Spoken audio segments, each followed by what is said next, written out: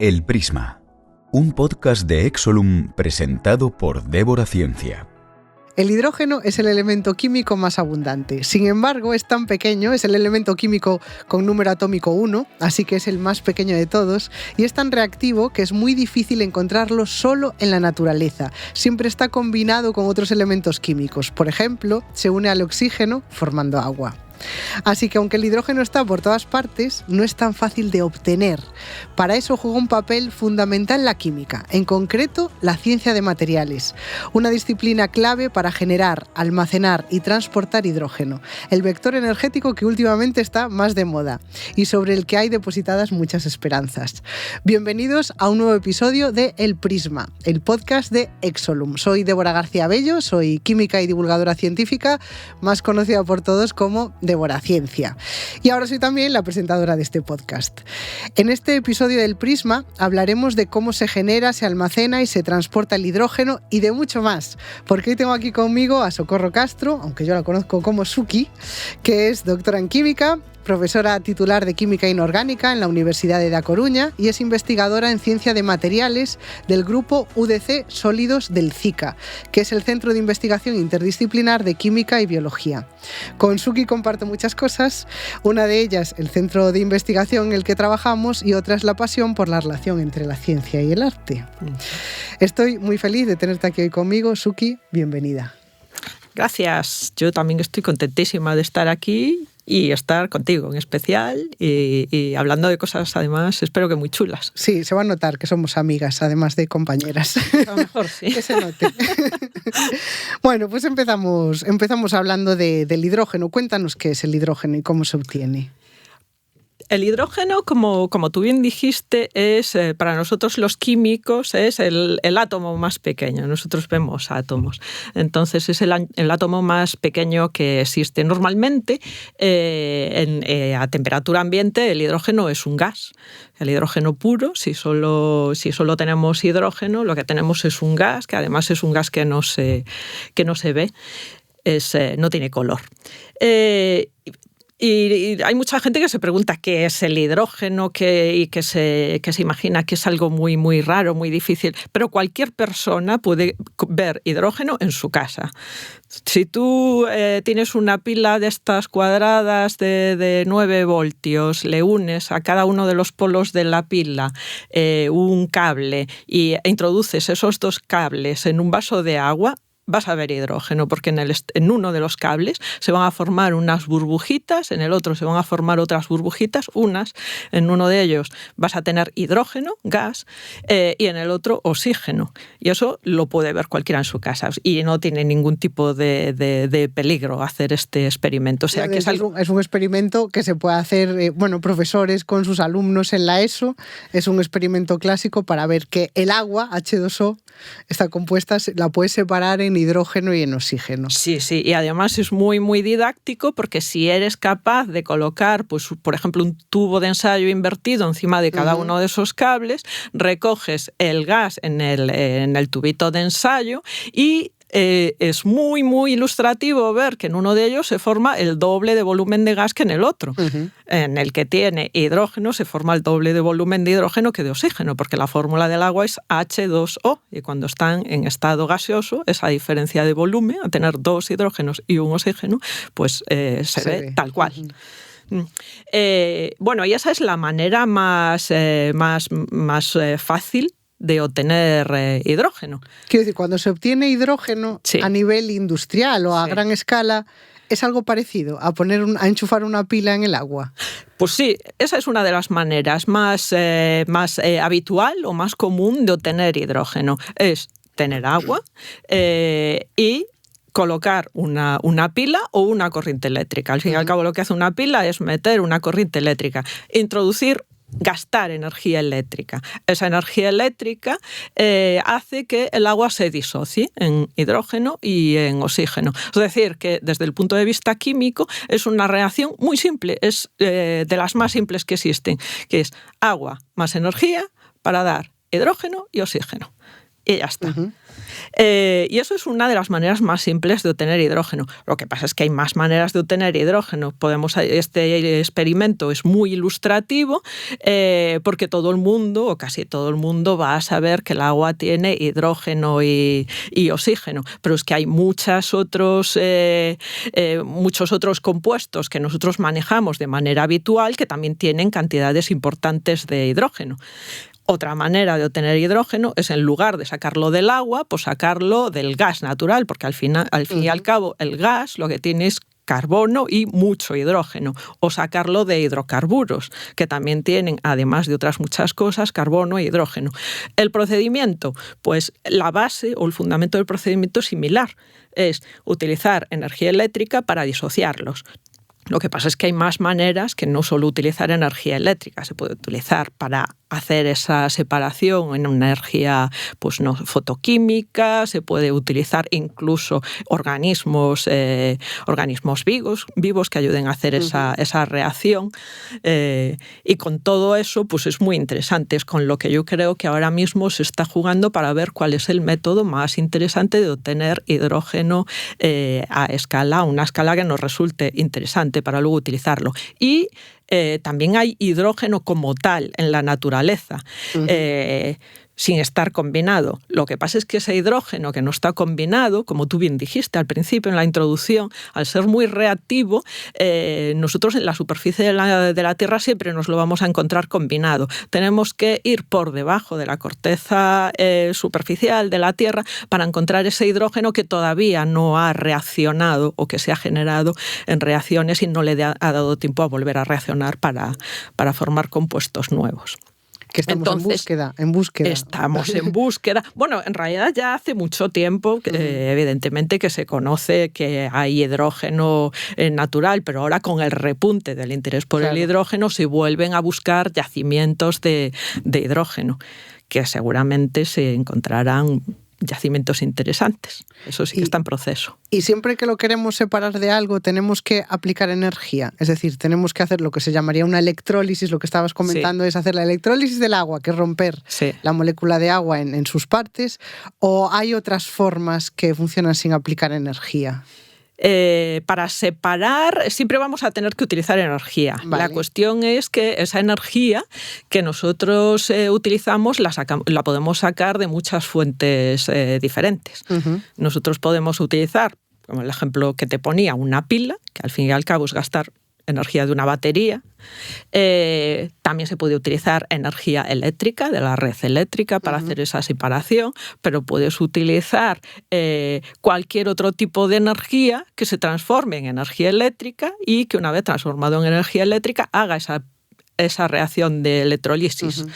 Entonces, en realidad podemos utilizar muchos tipos de energía para generar la energía necesaria a su vez para hacer esa separación de los componentes del agua o del gas o de los hidrocarburos para separar hidrógeno.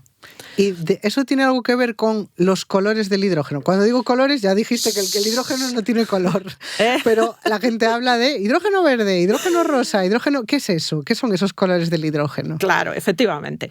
Eso tiene mucho que ver con los colores del hidrógeno, porque en realidad son colores que me imagino que nos hemos inventado para que sea más fácil recordar cuál es la procedencia de la energía que se utiliza para obtener ese hidrógeno. El hidrógeno verde, que ahora está tan de moda y me imagino que es el primero que se empezó a etiquetar con un color que no es el real, digo yo.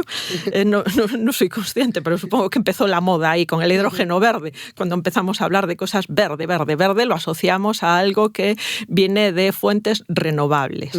Si nosotros generamos esa energía a partir de la energía solar o de la energía eólica, por ejemplo, de fuentes renovables de energía, y esa energía la utilizamos para obtener el hidrógeno, ese pues le vamos a llamar hidrógeno verde, queda así como muy amable. Cuando hablamos de hidrógeno gris, marrón, que parece un poco más sucio, digamos, es cuando utilizamos energía que viene pues o de carbón o de gas o de hidrocarburos, que es lo que ahora mismo, en el momento en que nos encontramos, pues es un poco más sucio. Nos parece que le va bien lo de ponerle colores oscuros. Si en ese proceso estamos utilizando estas fuentes de energía, el carbón, el gas natural o los hidrocarburos, pero al mismo tiempo intentamos absorber CO2 durante ese proceso de generación, pues las cuentas de CO2 emitido mejoran. Entonces ahí se habla de hidrógeno azul, creo que es el hidrógeno azul. Si lo que utilizamos es energía nuclear, y esto sí que no sé muy bien quién habrá inventado lo del color rosa para el hidrógeno que procede de electricidad generada a partir de la nuclear. A mí me gusta que tenga color rosa. El rosa me parece maravilloso. pero es una etiqueta más que no sé por qué se hizo esa asociación. Y hay más colores, yo qué sé. El que se puede, acabo de ver la etiqueta de hidrógeno dorado para el que se extrae tal cual, que ya es hidrógeno en estado elemental en la naturaleza, que también es muy bonito, hidrógeno dorado. ¿Y por qué está tan de moda ahora el hidrógeno? O sea, ¿para qué sirve ese hidrógeno? Porque estamos hablando de hidrógeno, pero ¿para qué? Claro. ¿Y por qué estamos ahora tan preocupados de tener hidrógeno o dejar de tener hidrógeno? El hidrógeno ya se viene utilizando desde hace mucho para distintas cosas. Una es hidrógeno para, a partir de él, haciéndolo reaccionar con otras cosas, obtener compuestos que se utilizan en la vida diaria o en la industria. Pues, por ejemplo, el amoníaco o la urea se obtienen a partir de una reacción de hidrógeno con nitrógeno y con otros compuestos. Es decir, se utiliza como elemento para obtener otros compuestos, pero ahora está de moda sobre todo porque a partir del hidrógeno se puede obtener energía de una manera mucho más limpia que la energía que se obtiene a partir de los combustibles fósiles. Que es lo que se conoce como vector energético, ¿no? Efectivamente, se puede utilizar como vector energético. Es decir, recordemos la reacción de la electrólisis. En la reacción de la electrólisis tenemos agua, gastamos energía eléctrica para obtener hidrógeno y oxígeno. Si pensamos esa reacción al revés, si nosotros mezclamos oxígeno e hidrógeno y los hacemos reaccionar, se va a generar agua, nada más, y energía. Entonces ahí estamos utilizando el hidrógeno con esta reacción tan simple, luego tiene complicaciones tecnológicas, pero la reacción químicamente es muy muy sencilla. Utilizamos el hidrógeno para hacerlo reaccionar con oxígeno y obtener energía.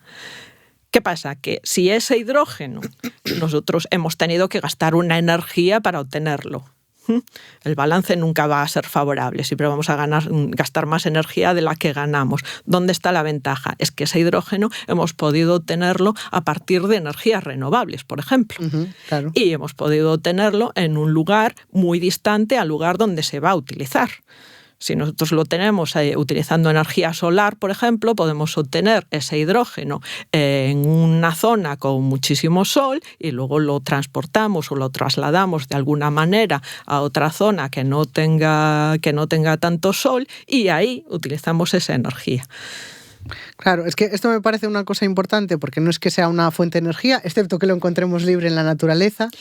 Pero aunque lo encuentres libre en la naturaleza, hay que gastar mucha energía para extraerlo, porque al no estar en la superficie siempre va a haber un gasto de energía para la extracción. Podemos compararlo. No para obtenerlo. Claro, que, pues eso, el petróleo lo tienes ahí, luego lógicamente lo tienes que procesar para sacar combustibles, ¿no? Sí. Ahí en ese caso se podría entender que es lo más parecido a una fuente de energía. Sí. Cuando hablamos de vector energético, esa palabra vector es justo lo que estabas explicando ahora, es una forma de mover esa energía, ¿no? O de almacenarla, al final, es Es casi funciona como tener una pila, una batería en la que tú estás almacenando energía, lo que pasa que es energía almacenada de forma química. Bueno, que todas las pilas son así, ¿no?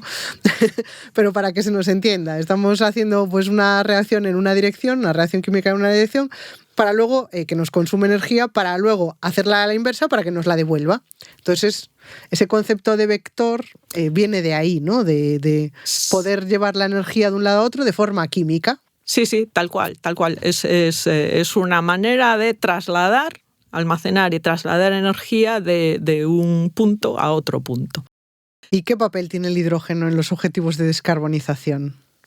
Hombre, pues es muy importante porque el hidrógeno, de entrada, la reacción del hidrógeno para obtener energía a partir del hidrógeno solo produce agua.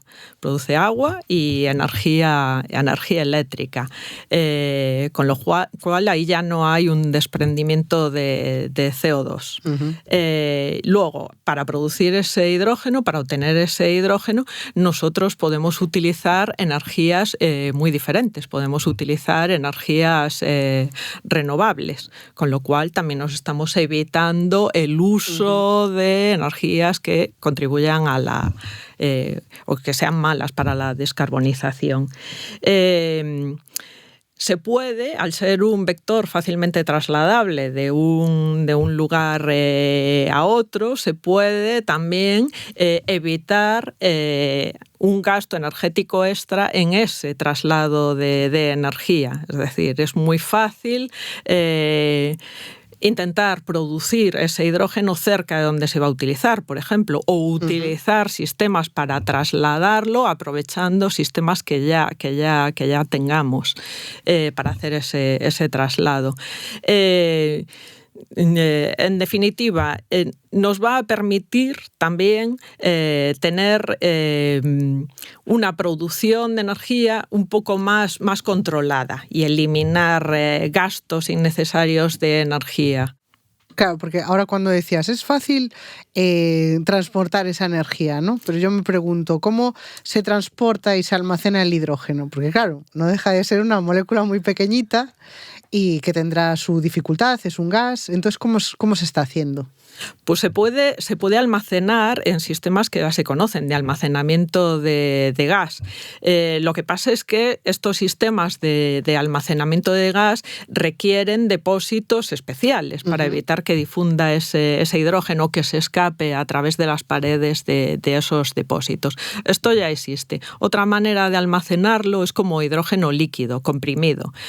Hay que comprimirlo, pero hay que bajar la temperatura hasta menos 235 grados centígrados. Ahí hay gastos de energía que hay que tener en cuenta para que el balance global sea bueno, no sea demasiado malo. Y otra manera de hacerlo, y que es una muy buena solución, es integrar el hidrógeno en otros compuestos que sí que sean fácilmente trasladables, que no tengan la dificultad de mover un gas o de almacenar un gas. Y es haciéndolo reacciona a tener, por ejemplo, amoníaco, donde tenemos una combinación de hidrógeno con nitrógeno, o de metanol, son lo que se conocen como el amoníaco verde, el metanol verde. Esos son dos ejemplos de compuestos que ya tienen una cantidad elevada de hidrógeno y que se pueden trasladar con los sistemas que ya actualmente existen, porque ya hay un movimiento de amoníaco, un movimiento de metanol, y se pueden utilizar. Claro, o sea, son sistemas de transporte y almacenaje que ya existen, o sea, que ya los tenemos, que ya los conocemos, que ya sabemos que son seguros, que funcionan, y sería como un almacén químico de hidrógeno, podríamos decir, porque son moléculas, por ejemplo, el amoníaco, NH3, claro, tiene mucho hidrógeno y sabemos cómo quitárselo. Efectivamente, es una manera de tenerlo almacenado en forma de moléculas que luego se pueden descomponer fácilmente para obtener ese hidrógeno sin demasiado gasto de energía. Y ahí la ventaja es que ya se pueden utilizar o se pueden seguir utilizando sistemas para hacer ese transporte que existen actualmente. Y también me gustaría preguntarte sobre el tema de los coches. Coche eléctrico, coche de hidrógeno, ¿es la misma cosa? O sea, ¿realmente podríamos decir que el coche de hidrógeno es un coche eléctrico? Los dos funcionan con un motor eléctrico, tanto el coche de hidrógeno como lo que ahora se conoce como coche eléctrico. En ese sentido son parecidos. A ese motor eléctrico está alimentado con energía eléctrica, que en un caso viene de una batería, que es lo que tenemos en los coches eléctricos actuales, y en otro caso viene de una celda de combustible o una pila de combustible, que es donde se hace la reacción del hidrógeno con el oxígeno para dar la energía eléctrica. En el coche eléctrico, los que tenemos ahora mismo, son coches en los que hay baterías que son muy parecidas a las baterías que tenemos en los móviles o en los portátiles. Tienen distintas dimensiones, pero los materiales y el funcionamiento son muy similares. Hay que cargarlos, hay que esperar un tiempo de carga enchufados a una red eléctrica, pero luego cuando están en el coche lo que hacen es liberar energía eléctrica que va a un motor eléctrico. En ese sentido son muy parecidos a los coches de hidrógeno. La diferencia es que en el coche de hidrógeno hay que llevar hidrógeno o algo que nos aporte hidrógeno, una celda de combustible, que es donde tiene lugar la reacción entre el hidrógeno y el aire, y eso nos da energía eléctrica que va a ese motor eléctrico, que se parece al de un coche eléctrico. Son energías, son sistemas limpios. Son todo lo limpio que queramos dependiendo de dónde saquemos la energía eléctrica para cargar la batería o de dónde saquemos la energía eléctrica para producir ese hidrógeno. Claro, es que a veces eso, por los términos, no, al decir celda de combustible, ya parece que suena otra cosa, pero en realidad siempre que hablamos de baterías es una forma de almacenar la energía químicamente. O sea, una batería también es un almacenaje químico de la energía, una pila igual. Sí. O sea, y cuando hablamos del hidrógeno también, el hidrógeno es una forma de almacenamiento químico de la energía, es decir, también se podría entender, pues eso es como una pila. Lo que pasa es que funciona con hidrógeno, igual que en lugar de con otros componentes. Quiero decir que parecen palabras que a lo mejor nos hacen pensar en cosas diferentes, pero es lo mismo. O sea, no deja de ser una batería. Para que todo el mundo nos entienda, no dejan de ser baterías que funcionan con elementos químicos diferentes, pero no dejan de ser baterías, ¿no? Sí, no son, claro, son baterías ligeramente diferentes. Una me da la energía in situ, los que conocemos como coches eléctricos los normales, y el otro me va a dar energía mientras lo esté alimentando de hidrógeno. Claro. Pero sí, es una transformación de energía química en energía eléctrica que va a un motor eléctrico. Y esa energía, tanto para cargar la batería como para producir el hidrógeno, las podemos sacar de fuentes renovables. Claro. O sea, que realmente la clave, cuando se habla muchas veces eso, hablamos del coche eléctrico, coche de hidrógeno, lo que sea, la diferencia está, vale, ¿de dónde viene esa fuente? ¿De dónde lo estoy cargando? Si dónde lo estoy cargando es una fuente renovable, sin emisiones o baja en emisiones, dices, ahí está la diferencia. Sí, ¿no? Esa es una de las grandes diferencias. Quería aprovechar que estás aquí para hablar de tu campo de investigación, que formas parte del grupo de UDC Sólidos, que lo que investigas es ciencia de materiales. Claro, ya hemos hablado ahora mucho de que en realidad la ciencia de materiales es fundamental desde el transporte del hidrógeno, cómo se almacena ese hidrógeno, fundamental también para fabricar estas celdas de combustible que llevarán los coches eléctricos de hidrógeno.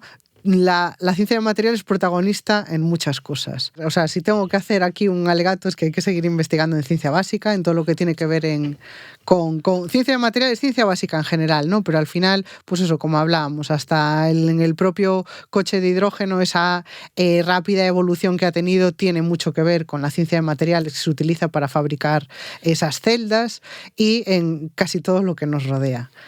Totalmente, porque la base de esa energía que sacamos del hidrógeno está en los materiales que se utilizan en esa pila de combustible. Pues muchísimas gracias, Suki. Un placer haber estado aquí hoy contigo. Pues muchas gracias a ti. Encantada.